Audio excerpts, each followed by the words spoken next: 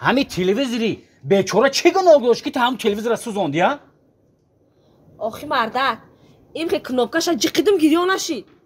تو کنابکه را نجقیده ای تو یگان سیم کشیده ای کندگی وای کنابکش نه وای سیم کندگی نمیبینی؟ نه مردک نمی استگ همی سیم شم کشیدم که سیمش کن شما فقط زنکو هم سیم شم میکشه نکنه نمای چیزا را میدونی که ما را چند سوم خریدگیم ما برو با پول قیمت خریده آوردگیم او مردک تلویزیون برای تماشا کنی برای چیه دیگه برای سیمش کشیدن نیست کوخی خب پول چه جای سازمان پول چه جای سازمان وچدن هم خیلی کار داره شما جزیر میکنه فقط ما چیکار میکنم اینا که به تلویزیون ای مردک عصب تا ویرانه که کم جنگ که اونا مردک همسایه فراد که میگیره سازش میکنه فرادش کدام موزی میویا خانه کدان کدا با شرط هم جنگ کنی کتیمو شما را اگر هم خیلی نکنه تلویزیون تپید میکنه پرتوین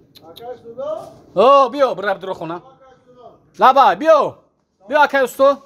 فهمیدی اکا بیا اکا السلام علیکم سلامتیات خوبه اکا استو تمام شما نازه میشه تینجای خوب تینجای اکا این همی گروسی گاب زنا گیرت تلویزیون هم سیمش کم کشیده کنده پایت کدان در کور خود پایانینگ داری اخی ها شروع پایت کدام میتونی اخی تلویزیون قیمت های اخی شروع پایت کدام میتونی اخی ها خیلی او خمنه میشه بزیب کو بزه باشه میتونو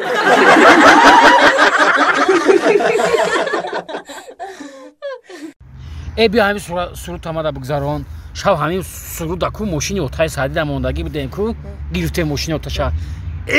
نه که های کدیم دا همیره درخت گل بودم خارم تو کردی به درد دل گریف دارم تو کردی کمر باریک همیره آنمی آخی نمیرم نه که همی شب ماشین اوتا تا های کدیمی بعد همی سویتافورا سر گذاشتن کو گایو سر مونکدان با اوتا دی چی نگو با اوتا دی چی نگو با زونه دی اقلاش درست ایزا نقشده گو میزنی گو چی گو؟ همه اخورتاشو بگو ای به دا پیش دختر نه اخورتاشو نگو این خیلی باشه هیچی نگو چی با که خونه میرم کو اوتا مرا جنگ میکنه چی با که خوبت میکنه خیلی ساعت دی شاو خونه بدوره و پدره اخی خوبت میکنه جنگت میکنه نه من ساعت دی شب نمیرم خونه با که میری سهر بار و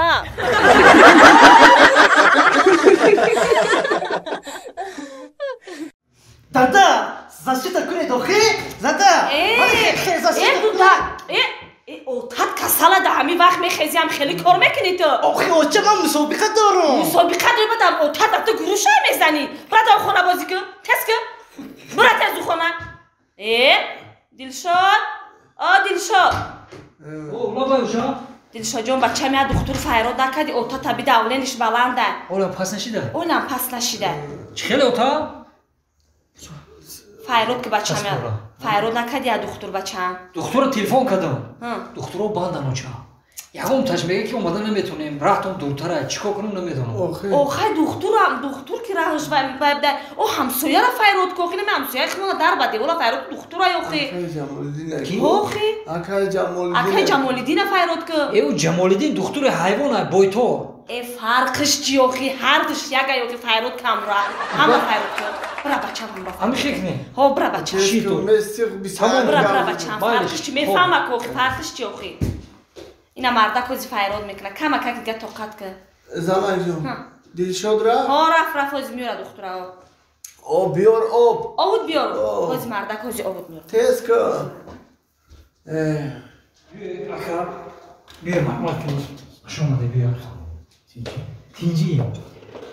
او تمام ازش نیست که اکی لیوستیده همی تاسب تماما نمیفروید دور شده که خدا نگو همی که دکترها را زنگ میزنیم نمیان اخی میگن کمتر کار داریم رفتون دور گفته خیلی یه بار بازی خودم میبینی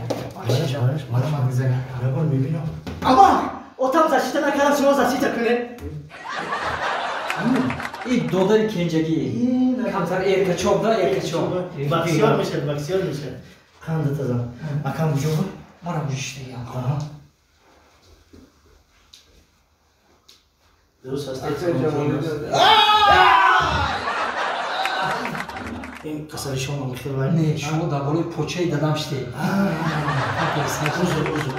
اوزو اوزی من ما نفهمیدیم همه پاچه بوده ایشه خدا باندا شفاتی همین شفاتی اکی خیوز دین چی گپ شد تینجی؟ یا درست شد که همه دلم غم داده سری ای خونی دل سوزد بخدا دل بوده سا؟ بله بله دلشاد جان کشتان نکن نه کاری کدام برفتیم بخشش دلتون ها دلتون بله بله کار باز درست شد دکتر خیلی اینه راه شفاش هست همسایه هست همین رو میگفتین دکتر جان اکنون چی گم از همین خانه شما تا مرکز شهر کجاش گم من همین سیرک هست کو سیرک همون از همین خانه شما تا همون جای چند کیلومتره یا 55 کیلومتر هست 50 تا گویدن 50 تا انا هوا به پگو سری میخیزه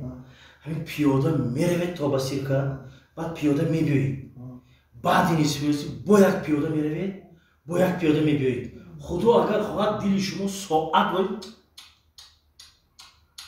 کار میکند دکتر جان خدا خواهد ناز بشین یکم واریانت یا آسانش نیست این راه دور درازی بعد خیلی دویم راهش هست اگر دویم راهش نشودم بعد سیوم راه مثلا گیریم میکشیم خیلی قصابخانه شهر دمیتیم نرخی ناز دمیرود ای من همه کاری کردم برفتم این وای ده آدمی زود وای میشد کن دویم راهش هست دویم راهش مدو بچه‌م یک راه همون چای خبر که چای باشد ها چای خبر بزن دلشاد جان همه چای کبوت قطعی سیاه آلدراش کرده بیو خوب همین یا کافه یعنی که فتیستان داده این سیگار اینجا گپ هست من خیلی زوجتون خالی نامش چی محبوبه خانم آدمی نقص انا چند سال شد زندگیتون به هر دوتون 31 سال 31 سال انا این حلالتون بود انا وای ناو رنگی همین دو گل اگر یک جا شود توی و تماشا شود خاطرتون به میبیارید فهمیدید نی ناو شناسایی فهمیدید انا ناو خانه بخت میدارید کو عشق و محبت علاف چه بود خودتون فهمیدید ایده فهمیدن انا هوای یک روز با یک 4-5 مراتبه تکرار میکنید این چیزا خدا اگر خواهد دلتون ساعت الکترونی با این بی آواز کار میکند باور کنید یک روز ده 5 مراتبه همطور اگر علاجش باشد 6-7 مراتبه است دلشاد جان پدرت خبر گیر دلشاد جان دکتر جان لبای ایر پیش سیرک میرم میام وای آسان تره